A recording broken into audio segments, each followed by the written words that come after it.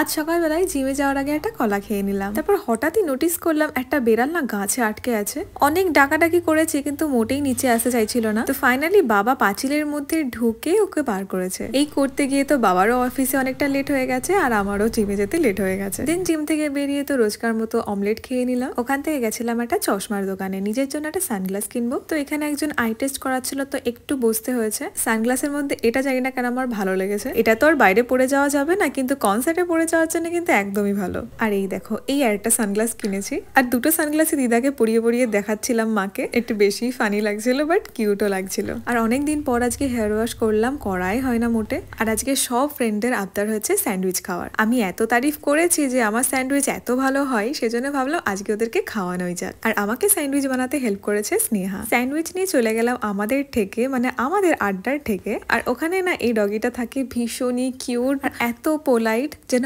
আদর না করে থাকাই যায় না। সারা সন্ধ্যাটা তো এভাবেই কাটলো। তো ভিডিওটা এই পর্যন্ত, দেখা হবে পরের ভিডিওতে। বাই।